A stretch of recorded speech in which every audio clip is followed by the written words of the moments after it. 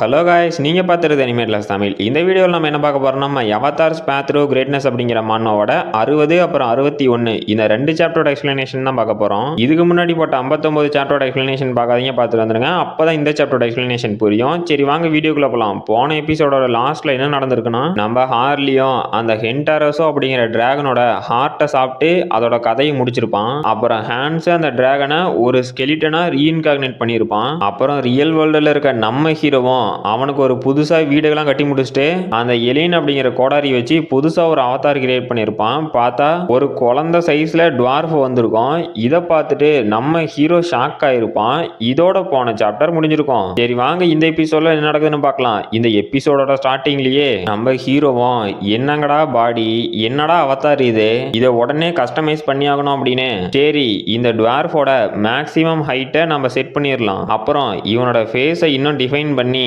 ஒரு ஸ்டைலிஷான பியர்டை கொடுக்கலாம். அது மட்டும் இல்லாம நல்ல கட்டு மஸ்தான பாடி கொடுக்கலாம் அப்படின்ட்டு எவ்வா சாமி ஒரு வழியே முடிஞ்சிருச்சு, இப்பதான் பாக்குறதுக்கு நல்லா இருக்கடா அப்படிங்கிறான். இப்போ இந்த அவதாரே நம்ம ஹீரோவோட ஒரு டுவார்ஃப் குளோனா மாறிடுச்சு. அப்ப அந்த டுவார்ஃபும் நான் தாண்டா இந்த டுவார்ஃப் இனத்திலேயே ரொம்ப ஸ்டைலிஷானவன் அப்படின்ட்டு எனக்கு ஒரு பேரு கொடு அப்படிங்கிறான். ஹீரோவும் உன்னோட பேரு ஹார்வர்டு, நான் உன்னை எங்க டீமுக்கு வரவேற்கிறேன் அப்படிங்கிறான். அப்புறம் இந்த டுவார்ஃபோட யூனிக் பீக் என்னன்னா ஆஸ்டின் ஸ்பிரிட். ஹீரோவும் பரவாயில்ல இந்த ஸ்கில் நல்லா தான் இருக்கு, மோஸ்ட் ஆஃப் த அவதாருக்கு இந்த மாதிரி தான் ஃபர்ஸ்ட் ஸ்கில் கிடைக்கும் அப்படின்ட்டு. இதுல இருக்க ஒரு பெரிய ப்ராப்ளம் என்னன்னா நம்ம ஹாரிஸ் மாதிரியே ஜீரோ நாலேஜ், இந்த ஸ்கில்லை பத்தி ஒண்ணுமே தெரியாது. அப்புறம் ஹார்லியும் அப்படிதான், அவனோட ஸ்கில்லை நான் இம்ப்ரூவ் பண்றதுக்குள்ளேயும் போதும் போதும் ஆயிருச்சு. சரி இப்போ எனக்கு ஒரு ஐடியா வந்துருச்சு, இது மாதிரி நடந்தா என்ன அப்படின்ட்டு டே ஹென்ஸ் இவனோட பவரை கொஞ்சம் இம்ப்ரூவ் பண்ணலாம் அப்படிங்கிறான். ஹென்ஸும் ஃபோன் எடுத்து யாருக்கோ ஃபோன் பண்ணி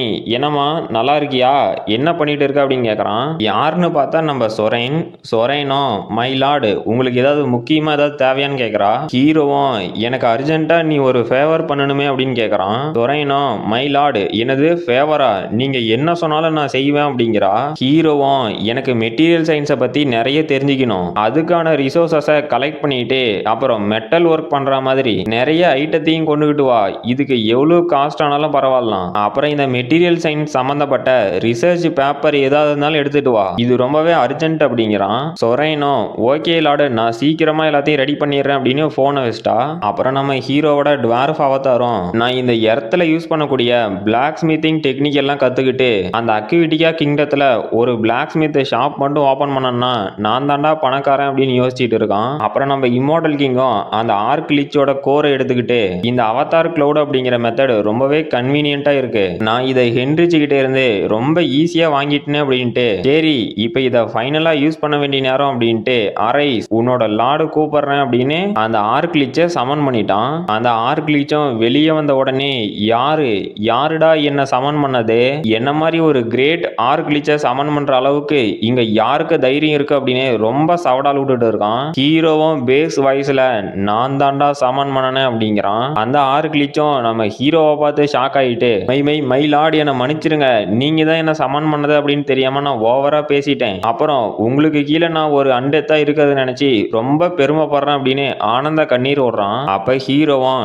டியூல் மெக்கைன் அப்படின்னு கூப்பிடுறான். அப்ப அந்த ஆர்க்லிச்சும் ஒரே சந்தோஷத்துல சொல்லுங்க மை லார்டு, நீங்க என்னோட பேரை வச்சு கூப்பிட்டு இருக்கீங்க, நான் சாகர வரைக்கும் உங்களுக்கு ஒரு நல்ல சர்வெண்டா இருப்பேன், இப்போ நான் என்ன செய்யணும் அப்படின்னு கேட்கறான். ஹீரோவும் லாஸ்ட் இம்மோர்டல் கிங் மெமரியில இந்த டியூக்கன் மெக்கைன் அப்படிங்கிற ஆர்க்லிச்சு ஒரு நல்ல அட்வைசரா அந்த இம்மோர்டல் கிங்குக்கு இருந்தான், இப்ப எனக்கும் இவன் ஒரு நல்ல அட்வைசரா இருக்க போறான் அப்படிங்கிறான். அப்ப நம்ம ஒலிவியாவும் அங்க வந்துட்டு மைலாடு நான் தான் ஒலிவியா வந்திருக்கேன் அப்படிங்கிறா. ஹீரோவும் என்ன இன்ஃபர்மேஷன் கொண்டு வந்திருக்க அப்படின்னு கேட்கறான். ஒலிவியாவும் மைலாடு நீங்க சொன்ன கமெண்ட் படியே நான் உங்களுக்காக ஒரு சில ரிப்போர்ட்ஸை கொண்டு வந்திருக்கேன் அப்படிங்கிறா. ஹீரோவும் என்னது ரிப்போர்ட்டா, சரி என்னன்னு சொல்லு அப்படின்ட்டு நான் இந்த ஒலிவியா கிட்ட ஊ ஆஃப் அபீஸை பத்தி இன்ஃபர்மேஷன் கலெக்ட் பண்ண சொன்னேன், அதை இவ கலெக்ட் பண்ணிட்டாளா அப்படின்னு ஷாக்லயே பாக்குறான். அந்த ஒலிவியாவும் மைலார்டு நம்ம இன்வெஸ்டிகேஷன் பிரகாரம் இந்த வெஸ்டர்ன் லேண்ட் ஃபுல்லா, அது மட்டும் இல்லாம அந்த சென்ட்ரல் எம்பையர்ல ஒரு பார்ட் ஃபுல்லா சர்ச் பண்ணோட்டி நமக்கு ஒரு சில ஸ்ட்ராங்கான லொகேஷன்ஸ் கிடைச்சிருக்கு, அந்த ஊ ஆஃப் அபீஸ் எங்க இருக்காங்க அப்படின்னு நாம ஃபைன் பண்ணியாச்சு அப்படிங்கிறா. ஹீரோவும் குட் ஜாப் ஒலிவியா, உனக்கு கொடுத்த ஒர்க்கை நீ நல்லபடியா முடிச்சிட்ட, நான் இதை உங்ககிட்ட இருந்து எதிர்பார்த்தது தான் அப்படிங்கிறான். ஒலிவியாவும் நீங்க என்ன கமெண்ட் கமெண்ட்ஸ் கொடுத்தாலும் அதுபடி நடக்கிறதுக்கு நான் தயாரா இருக்கேன் மயிலாட் அப்படிங்கிறா. அப்ப நம்ம ஆர்க்லிச்சும் ஆமா ஒலிவியா உன்னோட உடம்புல ஏன் எலும்பு இல்லை அப்படின்னு கேட்கறான். அந்த ஒலிவியாவும் என்னடா சொன்ன அப்படின்னு நம்ம ஆர்க்லிச்ச ஒரு முறை தான் முறைக்கிறா. இதுக்கே நம்ம ஆர்க்லிச்சு செத்து போனதை மறந்துட்டு நான் மறுபடியும் செத்து போயிட்டேனா அப்படின்னு ஷாக் ஆகிறான். ஹீரோவும் கீழே கிடக்கிற ஆர்க்லிச்ச பார்த்து டே டியூலக் உனக்கு நான் ஒர்க் வச்சிருக்கேன், நீ போய் ஒலிவியாவுக்கு ஹெல்ப் பண்ணு அப்படிங்கிறான். இதை கேட்ட ஆர்க்லிச்சும் கதறிக்கிட்டே என்னது நான் ஒலிவியாவுக்கு ஹெல்ப் பண்ணணுமா, இந்த பொண்ணுக்கு நான் என்னடா ஹெல்ப் பண்ணட்டும் அப்படின்னு ஷாக்லயே ஒலிவியாவை பார்க்கறான். ஒலிவியாவும் நீ எனக்கு ஹெல்ப் பண்றதுக்கு தயாரா இருக்கிய அப்படின்னு ஒரு மரண கொடூரமான லுக்க விடுறா. நம்ம ஆர்க்லிச்சும் எஸ் மை லார்டு உங்களோட கமெண்ட் படியே நான் நடக்கிறேன் அப்படின்ட்டு போயும் இந்த ஒலிவியா கூடவா நான் போகணும் அப்படின்னு ரொம்ப சோகத்துல இருக்கான். ஹீரோவும் ஒலிவியா உனக்கு யாரை வேணுமோ கூப்பிட்டுக்கா, அப்புறம் அந்த கரம் அவனை கூட நீ உனக்கு ஹெல்ப் வேணும்னா கூப்பிட்டுக்கா, எல்லாமே உன்னோட இஷ்டப்படி பண்ணு அப்படிங்கிறான். ஒலிவியாவும் எஸ் மை லார்டு உங்க கட்டளைப்படியே ஆகட்டும் அப்படின்னு அங்க இருந்து ஒலிவியாவும் நம்ம ஆர்க்லிச்சும் மறைஞ்சு போயிட்டாங்க. ஹீரோவும் ஒரு வழியா அந்த ஆஃப் அபிசியாவது நம்ம கண்டுபிடிச்சோமே, சரி அவனுங்களை ரொம்ப நேரம் வெயிட் பண்ண வைக்க வேண்டாம், சீக்கிரமா நாமளே போவோம் அப்படிங்கிறான். அப்புறம் எசிரான் எம்பையரோட சென்ட்ரல் ரீஜியனை காட்டுறாங்க. அங்க நிறைய கோஸ்ட் மாதிரியான உருவம் எல்லாம் ஒரு இடத்துக்கு போகுது. அப்ப அங்க இருக்க ஒரு பொண்ணும் இது அந்த ஒலிவியாவோட சென்ட் மாதிரியே இருக்க, இல்ல இது என்னோட இமேஜினேஷனா தான் இருக்கும் அப்படின்னு அவளும் டீமனா டிரான்ஸ்ஃபார்ம் ஆகிட்டு இல்ல ஒலிவியாவாலாம் என்ன கண்டுபிடிக்கவே முடியாது அப்படிங்கிறா. இவ இப்ப இருக்க ஆஃப் அபிஸோட கரண்ட் எக்ஸிக்யூட்டிவா இருக்கா. அப்ப அந்த பொண்ணும் நான் மறுபடியும் இம்மோர்டல் கிங்குக்கு கீழே ஒரு ஸ்லேவா இருக்க மாட்டேன் அப்படிங்கிறா. என்னன்னு பார்த்தா இவளும் நம்ம இம்மோர்டல் கிங் ஆர்மியில ஒரு மெம்பரா இருந்தவ. இவளோட பேரு சயானா. அடுத்த சாப்டரோட ஸ்டார்டிங்ல அந்த சயானாவோட ரூமுக்கு வெளியே யாரோ வரத சத்தம் கேட்டு சயானாவோ மறுபடியும் ஒரு ஹியூமன் மாதிரி டிரான்ஸ்ஃபார்ம் ஆகிட்டு யாரு உள்ள வாங்க அப்படிங்கிறா. அங்க ஒரு குடிகாரனும் சயானா அப்படின்ட்டு வரான். இவன் ஆஃப் அபிஸை சேர்ந்த ஆண்ட்ரூ வேவர். அப்போ அந்த ஆண்ட்ரூவும் சயானா நீ எப்பவும் போல இன்னைக்கு ரொம்ப அழகா இருக்க அப்படிங்கிறான். சயானாவும் டே ஆண்ட்ரூ இதெல்லாம் நிறுத்திட்டு அந்த பார்கோஸ்லி கிளானை பத்தி ஏதாவது தெரிஞ்சா அந்த இன்ஃபர்மேஷன் இருந்தா மட்டும் சொல்லு அப்படிங்கிறா. அந்த ஆண்ட்ரூவும் சரி ஓகே அந்த பார்கோஸ்லி கிளானோட லீடரா ஒரு ட்ரூ பிளட் வேம்பியர் தான் இருக்கான், அவனோட பேரு ஹென்ஸ் அப்படிங்கிறான். அந்த சயானாவும் எனது ஒரு ட்ரூ பிளட் வேம்பியர் அந்த பார்கோஸ்லி கிளானோட மொத்த கிளானையும் எப்படா மேனேஜ் பண்ணுது அப்படின்னு கேக்குறா. அந்த ஆண்ட்ரூவும் அது எனக்கு கரெக்டா தெரியல அப்படிங்கிறான். அந்த சயானாவும் என்னது டே முட்டாள் இது தெரியாம அப்படி என்னடா இன்வெஸ்டிகேஷன் பண்ண அப்படின்னு கத்தரா. அந்த ஆண்ட்ரூவும் சரி ஓகே நான் எப்படி இன்வெஸ்டிகேஷன் பண்ணணும்னு சொல்லட்டுமா, என்னோட பேத் ட்ராக்கிங் அப்படிங்கிற ஸ்கில் மூலியமா நான் உட்கார்ந்த இடத்துல இருந்தே அவனுங்களை வாட்ச் பண்ணனேன், ஆனா என்னால அவனுங்களை கிளியரா வாட்ச் பண்ண முடியல, இதுக்கு என்னோட கர்மா பாயிண்ட் அதிகமா தேவைப்படும், அப்புறம் எப்படி என்னோட இன்வெஸ்டிகேஷன் வேற லெவல்ல இருந்துச்சு அப்படின்னு கேட்கறான். அந்த சயானாவும் அடே முட்டாள் உன்னை நம்பினதுக்கு எந்த ஒரு ஒர்த்தான இன்ஃபர்மேஷனும் கொடுக்கல, அப்புறம் உங்ககிட்ட இருக்கிறது வெறும் லாங் ரேஞ்ச் சர்வேலன்ஸ் ஸ்கில் மட்டும்தான், இதுல வர இன்ஃபர்மேஷன் எல்லாம் பிளர்ரா தான்டா இருக்கும், அப்புறம் நீ சொன்ன இன்ஃபர்மேஷன் மட்டும் கரெக்டா இருந்து அந்த பார்கோஸ்லி கிளான் ஹெட் ஒரு ஸ்கேர்டு பிளட் வேம்பியரா இல்லாத வரைக்கும் அவனை ஈஸியா நம்மளால கொல்ல முடியும் அப்படிங்கிறா. அப்ப அந்த ஆண்ட்ரூவும் அப்புறம் சயானா நீ நேரடியா போய் அந்த வேம்பியர் கிளான் ஹெட்டை கொல்ல போறியான்னு கேட்கறான். அந்த சயானாவும் கண்டிப்பா கிடையாது, ஏன்னா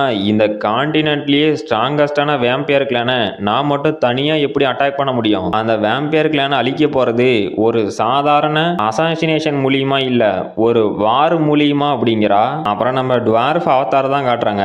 அப்ப ஹென்ஸும் பரவாயில்ல சொரேன் நான் நினைச்ச மாதிரி நீ சீக்கிரமா எல்லா மெட்டீரியல்ஸையும் கலெக்ட் பண்ணிட்டு வந்துட்ட, நல்ல ஒர்க் பண்ணன அப்படிங்கிறான். அந்த சொரேனும் ஆமா லார்டு எப்படி என்னோட மை லார்டு கிட்ட இருந்து டைரக்டா ஒரு ஆர்டர் வரும்போது அதை என்னால லேட் பண்ண முடியும் அப்படின்னு ஆர்வத்துல சொல்லிட்டு இருக்கா. அப்ப ஹென்ரிச்சும் இந்த மெட்டல் அப்புறம் அந்த ஹேமரை பிடிச்சி இது கிராஃப்ட் பண்ற விதம் இதெல்லாம் கரெக்டா தான் இருக்குமா, நான் இங்க சும்மா உட்காந்து வேடிக்கை பார்க்கறது சரியா தான் இருக்குதா, சரி ஓகே இந்த டுவார்ஃப்ஸ் எல்லாமே ரொம்ப இன்டெலிஜென்ஸான ஸ்பீஷியஸ், அதனால இதை இவன் சீக்கிரமா அண்டர்ஸ்டாண்ட் பண்ணிப்பான், அப்புறம் என்னோட இன்டர் டைமென்ஷனல் போர்ட்டலோட கவுண்டவுன் டைம் முடிஞ்சிச்சுன்னா நான் இவனை உடனே ஹியூபர்ட்டோட ஒர்க் ஷாப்புக்கு அமுச்சு வச்சிருவேன், அதனால நான் எதை பத்தியும் கவலைப்பட வேண்டாம் அப்படிங்கிறான். அப்புறம் நம்ம சொரையணும் மை லார்டு நான் உங்ககிட்ட முக்கியமா ஒன்னு ரிப்போர்ட் பண்ணணும் அப்படிங்கிறா.